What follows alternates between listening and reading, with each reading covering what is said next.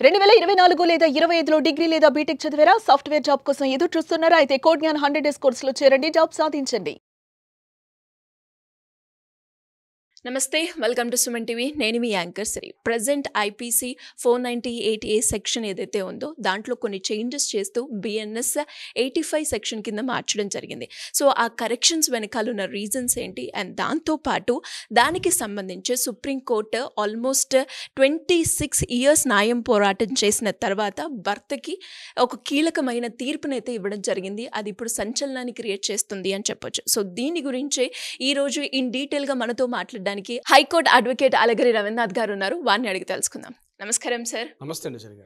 Sir, ఈ మధ్య కాలంలో మనం చూస్తే ఐపీసీ 498A సెక్షన్ ఏదైతే ఉందో వరకట్నంకి సంబంధించి ఆల్మోస్ట్ 26 ఇయర్స్ న్యాయ పోరాటం చేసి భర్తకి ఒక కీలకమైన తీర్పుని ఇవ్వడం జరిగింది సుప్రీంకోర్టు అని కూడా మనమైతే వార్తలు వింటున్నాం. ఇంతకీ ఆ కేసు ఏంటి? ఆ కేసుకి సంబంధించిన క్లియర్ ఇన్ఫర్మేషన్ ఏంటి సార్? మొత్తం నాకున్న ఇన్ఫర్మేషన్ ప్రకారం సరిగారు సుదీర్ఘకాలం అంటే ఒక 26 సంవత్సరాల పాటు 498 కేసులో బాధితుడిగా ఉన్నటువంటి ఒక వ్యక్తిని మనం చెప్పుకోవచ్చు. నాకున్న ఇన్ఫర్మేషన్ ప్రకారం మన వ్యూవర్స్ని చెప్పాలి, 26 సంవత్సరాల పాటు సెక్షన్ 498A మీద ఒక బాధితుడిగా సుదీర్ఘ పోరాటం చేసినటువంటి వ్యక్తి. అయితే అతను 1997లో మ్యారేజ్ చేసుకున్నాడు. 97లో మ్యారేజ్ చేసుకున్న తర్వాత 12 రోజులకే ఆ భార్య ఇతని మీద 498A అనేది ఒక కేసుని 1997లో పెట్టి ఇంకా అక్కడ నుంచి కోర్టుకు రావడం జరిగింది. ఇంకా కోర్టులో దాని మీద జరిగింది, ఫ్యామిలీ కోర్ట్ అయింది, సెషన్స్ కోర్ట్స్ అయిపోయి అక్కడి నుంచి డిస్ట్రిక్ట్ కోర్ట్స్, హైకోర్టు నుంచి సుప్రీంకోర్టుకు వచ్చింది. ప్రతి కోర్టులో కూడా ఈయన కాస్త దోషిగా చెప్తూ కూడా అనేక రకాలుగా ఈయనకి శిక్షకు చేస్తుంటే ఈయన పైకోర్టుకి అప్పీల్ చేసుకుంటూ చివరికి సుప్రీంకోర్టు దాకా రావడం జరిగింది. సుప్రీంకోర్టు కూడా దీని మీద చాలా సుదీర్ఘ విచారణ చేసిన తర్వాత రీసెంట్గా అతన్ని విడుదల చేస్తూ ఇతను 498Aకి అర్హుడు కాదు, అంటే 498 అన్నటువంటి ఏదైతే సెక్షన్ చెప్పారో ఆ సెక్షన్లో ఉన్నటువంటి సెక్షన్లు ఏవి కూడా ఇతనికి సరిపోదు, ఇతను ఆ నేరం చేయలేనట్టుగా ఉన్నట్టుగా గమనించి ఆ కేసుని ఇతనికి అనుకూలంగా, భర్తకు అనుకూలంగా చెప్తూ కోర్టులో కేసు కొట్టడం జరిగింది. ఒక విధంగా ఆ 26 సంవత్సరాల పాటు సుదీర్ఘ పోరాటం చేసిన వ్యక్తికి మాత్రం కొంత రిలీఫ్ అయితే రావచ్చునేమో కానీ న్యాయం మీద, చట్టాల మీద ఉన్నటువంటి సగటు జీవికి, సగటు వ్యక్తికి, ఈ కేసుల ద్వారా బాధపడుతున్న వ్యక్తులకు మాత్రం ఒక కేసు మీద ఇన్ని సంవత్సరాల పోరాటం జరుగుతుందని చెప్పి కొంత వెగట పుట్టి అసలు పెళ్ళినటువంటి ఈ ప్రలోభానికి వెళ్ళకుండా ఉంటే బాగుంటుందేమో, ఈ భార్య యొక్క వేధింపులు గురి కాకుండా ఉంటే బాగుంటుందేమో, మంచిగా ఉన్నా చెడుగా ఉన్నా భార్య పెట్టే వేధింపులు ఏ చిన్న తగాదైన వెంటనే పెట్టిబేడ పట్టుకొని బయటికి వెళ్ళిపోయి వెంటనే భర్త మీద ఈ 498 కేసులు, డీవీసీ కేసులు వేసి వాడి జీవితాన్ని రోడ్డుకి ఇచ్చేసండి కొద్దిమంది మహిళామలు నుండి ఈ సమాజంలో పెళ్లి చేసుకోకపోవడం ఉత్తమం, ఒంటరిగా సోలో బ్రతికే సో బెటర్ అన్నట్టుగా ఈ వ్యక్తులు జీవించడం అన్నది బహుశా ఈ కేసును చూస్తే మరి కాస్త గట్టిగా ఉండే అవకాశం ఉంటుంది. మొత్తానికి ఆ వ్యక్తికి అయితే రిలీఫ్ వచ్చింది మాత్రం.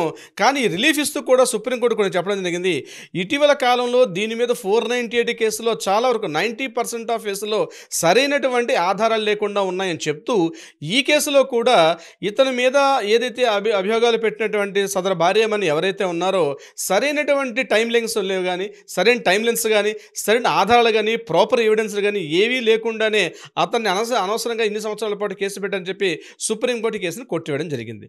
అంటే చాలామంది ఏమనుకుంటారట, మహిళలు కాస్త భర్త గొడవ పడినా, కాస్త కొట్టినా, చిన్న చేయి చేసుకోకూడదు, ఏదో మరి ఇంకేం చేస్తారో ఆవేశం పడి ఎక్కువ అయిపోయింది, మాట పతాక స్థాయికి వెళ్ళిపోయింది.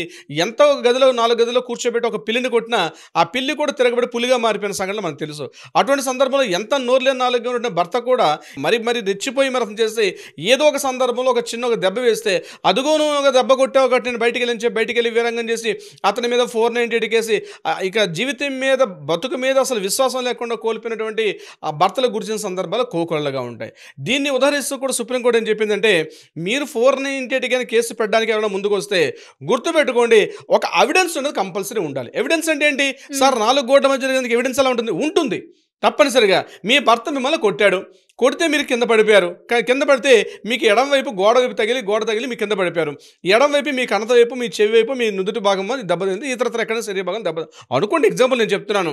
జరిగినంత మాత్రం ఇమీడియట్గా పోలీస్ స్టేషన్కి వెళ్ళి చెప్పడం కాకుండా మెడికల్ హాస్పిటల్కి వెళ్ళి హాస్పిటల్లో ఒక మెడికల్ ట్రీట్మెంట్ తీసుకోవడం, ఆ రోజు తీసుకున్న మెడికల్ రిపోర్ట్స్ ఉండాలి, ఆ రోజు గాయానికి గుర్తున్నటువంటి ఎవిడెన్స్ ఉండాలి. ఏదో ఫోటో తీసుకొని సెల్ఫీ ఫోటో తీసి జూమ్లో పెట్టి ఇంత చిన్న గాయాన్ని ఇంత పెద్దగా చూపించి ఇదిగో ఇంత పెద్ద గాయం కొట్టాడంటే ఆ రకమైన ఎవిడెన్స్ అయితే ఫోరెన్సిక్ ల్యాబ్కి అవి టెస్ట్ పంపిస్తే ఎందుకు నిలబడవు? చిన్న గాయం కూడా జూమ్ చేసి చూపిస్తుంది, పెద్దగా కనిపిస్తుంది గాయం. ఇంత పెద్ద దెబ్బ కొట్టేశాడని చెప్పి పోలీస్ స్టేషన్కి వెళ్ళి అక్కడ ఆక్రందంలో పెడబొబ్బలు పెట్టేసి కింద మీద పడిపోయి ఇగో మా ఆయన కొట్టేశాడు అర్జెంట్గా ఈయన మీద 498 పెట్టేసేయండి, ఇతన్ని రోడ్డుకి ఇచ్చేసేయండి పెట్టడం కాకుండా దానికి సరైనటువంటి ఒక ఆధారాలు తీసుకోవడం, సరైనటువంటి ఎవిడెన్స్ అంటే హాస్పిటల్కి వెళ్ళడం, ఒక రిపోర్ట్ ఇవ్వడం, అది జరిగిందా లేదా, ఒక హాస్పిటల్ రిపోర్ట్ గదించడం. లేదు నేను హాస్పిటల్కి వెళ్ళాను, బంధించాడు బయటికి వెళ్ళకుండా, పోనీ అమ్మలక్కలో ఎవరో ఇరుగు వాళ్ళు పొరుగు వాళ్ళు పై వాళ్ళు కింద వాళ్ళు ఎవరు ఉంటారు కదా, అపార్ట్మెంట్లు ఉంటాయి, వాళ్ళని పిలిచి వాళ్ళ దగ్గర నుంచి ఒక ఎవిడెన్స్ గదించడం, వాళ్ళ కోర్టుకు పిలిపించి మాట్లాడడం, ఇవన్నీ కూడా ఉండాలి. అంతేగాని సింపుల్గా ఒక ఎఫ్ఐఆర్ రాసేసి సింపుల్గా పలానా కొట్టాడు, నన్ను ఇక్కడ తిట్టాడు, నన్ను తిండి పెట్టలేదు, నన్ను బట్టలు కట్టుకోవడానికి ఇవ్వలేదు, నా పుట్టింటికి పంపించట్లేదు, నన్ను ఇతరత్ర ఏ రకంటే నా యొక్క సౌకర్యాలకు కూడా అతను చూడట్లేదు, నాకు డబ్బులు ఇవ్వట్లేదు, నేను తిండి లేక అనాథగా ఒక వేరే దేశంలో బతుకుతున్నట్టుగా నేను అతవారింట్లో బతుకుతున్నానని చెప్పి ఒక స్టేట్మెంట్ రాసిస్తే సరిపోదు. ఇది కేవలం అతన్ని కాస్త ఇబ్బంది పెట్టొచ్చునేమో, కానీ రేపు ఫ్యూచర్లో మీరు ట్రయల్స్కి వెళ్ళేసరికల్లా అక్కడ మీరు ఎవిడెన్స్ని చూపించకపోతే మీరు చాలా ఇబ్బందులు పడతారు. అక్కడ మిమ్మల్ని జడ్జి గారు మాత్రం ఎడాపెడా తిట్టకుండా అయితే మాత్రం మిమ్మల్ని విడిచిపెట్టారు. అది గుర్తుపెట్టుకోవాల్సిన అవసరం కూడా ప్రతి వ్యక్తి కూడా ఉంది. పోయిందిలో ఏదైతే ఏమైంది, మేమైతే ముందుగా వాడి మీద ఎఫ్ఐఆర్ చేసేసాం కదా, ఇక వాడు చావు వాడు వస్తాడు లే, వాడు ఇంకా పోలీస్ స్టేషన్కి వెళ్ళి ఇక తిప్పుదాం, వాడు 3 సంవత్సరాలు తిప్పుదాం, 4 ఏళ్ళు తిప్పుదాం, 5 ఏళ్ళు తిప్పుదాం అని చెప్పి పోలీస్ స్టేషన్కి కోర్టుకి గుమ్మాలు ఎక్కించబడింది.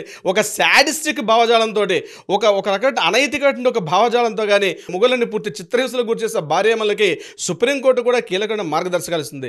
దీన్ని BNS 85లో కొన్ని విషయాలు చెప్తూ కూడా క్రూయల్టీ అన్న పదాన్ని కూడా యాడ్ చేశారు.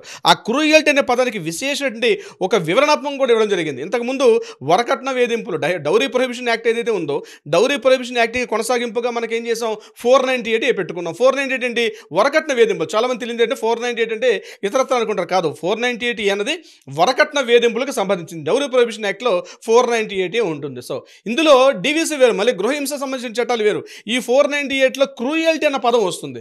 క్రూయల్టీ ఏంటంటే అత్యంత క్రూరంగా, అంటే భార్యకి తిండి పెట్టకుండా, భార్యకి అన్న వస్త్రాదులు ఇవ్వకుండా, భార్య తన పుట్టింటి వారితో మాట్లాడకుండా, భార్యకి కనీస సౌకర్యాలు ఇవ్వకుండా, భార్యకి అనారోగ్యం అయితే అనారోగ్యాన్ని సరిపెట్టే మెడిసిన్స్ ఇవ్వకుండా, ఇన్ని రకాలుగా ఇవన్నీ కూడా క్రూయల్టీ కిందకు వస్తాయి. వాళ్ళ అన్నదమ్ములతో మాట్లాడనివ్వకుండా, వాళ్ళ పేరెంట్స్తో మాట్లాడనివ్వకుండా, ఇతరత్ర ఇన్ని రకాలుగా పెట్టని క్రూయల్టీ అంటారు. ఈ క్రూయల్టీ అనే డెఫినేషన్ని మనకి BNSలో 85 సెక్షన్లో పూర్తిగా వివరణగా ఇవ్వడం జరిగింది. సో ఇటువంటి సందర్భాల్లో ఇంతకుముందు 498లో పెట్టే ముందు ఇప్పుడు పోలీస్ స్టేషన్లో కొంత గైడ్లైన్స్ ఇచ్చారు. రాగానే ఇమీడియట్గా పిలిచేసి రాగానే 498 వేసేసి FIR వేసి జైలు అత్తమామలకి, అంటే ఆ భర్తని, అత్తమామల్ని, వాళ్ళ యొక్క సోదరుల్ని, ఆ సోదరి మనుల్ని, అదేవిధంగా వాళ్ళ ఆఫీసులో పనిచేస్తున్న వాళ్ళ స్టాఫ్ని, వాళ్ళ బాస్ని, వాళ్ళ దగ్గర పనిచేస్తున్న డ్రైవర్ని, ఇతర పెద్ద లిస్ట్ అంతా రాసుకుని అందరినీ ఇమీడియట్గా తీసుకొని జైల్లో పడేయడం కాకుండా సరైన కొంత విచారణ చేసి ఇది నిజంగా జరిగిందా లేదా, నిజంగా అక్కడ క్రూయల్టీ అన్న పాత్ర ఉందా లేదని పరిశీలించమని చెప్పి కూడా సుప్రీంకోర్టు గైడ్లైన్స్లో భాగంగా కోర్టులో మన పోలీస్ స్టేషన్లో కూడా ఒక గైడ్లైన్స్ ఇవ్వడం జరిగింది. ఇవన్నీ పరిగణలో తీసుకుని మాత్రం 498 అని చెప్పి, ఎందుకంటే 26 సంవత్సరాల పాటు సుదీర్ఘ పోరాటం అంటే ఇంకా మనిషి జీవితకాలంలో 26 సంవత్సరాలు పోయింది, నీకు దేనికి పనికి వస్తాడు సరిగా చెప్పండి. అంటే అత్యంత దుర్బలం. అంటే భారతీయ చట్టాలు ఎలా ఉన్నాయంటే కొంతమంది చట్టాల మీద ఈ నిర్లిప్తత వచ్చేస్తుంది, ఇంక బతకడం వేస్ట్ అన్న స్థితికి వస్తుంది. చట్టాలు అనేవి తప్పు చేసే వాళ్ళకి శిక్షించే విధంగా ఉండాలి, సత్వర న్యాయం కోసం రావాలి. ఫాస్ట్ కోర్టులు పెట్టుకున్నాం, రకరకాల కోర్టులు పెట్టుకున్నాం, కానీ ఈ కేసు సుప్రీంకోర్టు ఇప్పుడు నేను చెప్పాను మాట్లాడుతూ ఇంత సుదీర్ఘ విచారంతో ఇన్ని కోర్టులు కూడా ఆయన మీద చేసినప్పుడు కనీసం ప్రాథమికంగా ఒక దర్యాప్తు జరపకుండా, ఉన్నటువంటి వాటిని ఆలోచించకుండా అతని ట్రయల్ కోర్టులు, హైకోర్టులు ఆయన మీద సరైనటువంటి ఒక నేర నిరూపణ కాకుండా ఆయన ఈ రకంగా బాధపడడం సరైనది కాదని చెప్తే సుప్రీంకోర్టు కొన్ని రకాల విశేషాలు కూడా చెప్పడం జరిగింది. సిరి గారు, అంటే ఎలా సార్, ఇప్పుడు దీనివల్ల చాలామంది కూడా మీరు అన్నట్టుగానే కొంతమంది మిస్యూజ్ చేసే ఆప్షన్స్ ఎక్కువగా కనిపిస్తూ ఉన్నాయి. అలాంటి సందర్భాల్లో ఎవరైనా కూడా అంటే లీగల్ పరంగా మేము ముందుకెళ్ళాలి, మేము కూడా ఇలాంటివి ఫేస్ చేస్తున్నాము అనుకున్నప్పుడు మీ గైడెన్స్ కావాలి అంటే ఏ రకంగా మిమ్మల్ని అప్రోచ్ చేయ ఛాన్స్ ఉందంటారు? ఒకటే గుర్తుపెట్టుకోండి, భర్తలకు నేను చెప్పేది ఒకటే, మీ భార్యతో విభేదాలు జరుగుతున్న సమయంలో ఒకవేళ భార్యతో విభేదాలు తారాస్థాయికి వస్తున్న సందర్భంలో ఇంట్లో గొడవలు పడడం సరికాదు, చేయి చేసుకోవడం సరికాదు, ఆమెను శారీరకంగా మానసికంగా బాధ పెట్టడం సరికాదు. ఒకవేళ మీకు నచ్చలేదు కాస్త దూరంగా ఉండండి. ఇమ్మీడియట్గా దగ్గరగా ఉన్నటువంటి మీ పెద్దలు, మీ కుటుంబ పెద్దలు, మీ ఇంటి పెద్దలు, మీ కుల పెద్దలు ఎవరైనా ఉంటే వాళ్ళందరినీ కూర్చొని మాట్లాడించే ప్రయత్నం చేయండి. కానీ చట్టాన్ని మీ చేతిలో తీసుకుంటే రేపు జరగబోయే తీవ్ర పరిణామాలకి మీరు బాధ్యులే అవకాశం ఉంటుంది. సో ఇంకా మనం ఇంతమంది చెప్పినా సరే ఇంకా సరిపోవట్లేదు, నాకు ఏదైనా న్యాయం కావాలనుకుంటే తప్పనిసరిగా మనకి చట్టాలు, న్యాయాలు ఉన్నాయి కాబట్టి ఇమ్మీడియట్గా దగ్గరగా ఉన్న అడ్వకేట్ సంప్రదిస్తే మాత్రం తప్పనిసరిగా న్యాయం జరిగే అవకాశం ఉంటుంది. శ్రీ గారు, thank you sir, thank you so much. Thank you so much అండి. సో చూసారు కదా, మరి మీరు కూడా ఎవరికైనా కూడా ఇలాంటి ప్రాబ్లంతో ఫేస్ చేస్తున్నప్పుడు ఒక మంచి అడ్వకేట్ కావాలి అనుకున్నప్పుడు మనకి మాత్రం అలగిరి రవీంద్రనాథ్ గారు హైకోర్టు అడ్వకేట్ ఉన్నారు. సో మీరు కనుక లీగల్ పరంగా ఎలాంటి రెమెడీ ఎక్స్పెక్ట్ చేస్తున్నా కూడా మీరు సింపుల్గా కింద స్క్రోల్ అవుతున్న నెంబర్ని సంప్రదిస్తే అలగరి రవీంద్రనాథ్ గారి టీం మిమ్మల్ని అప్రోచ్ అవ్వడం జరుగుతుంది. Thank you.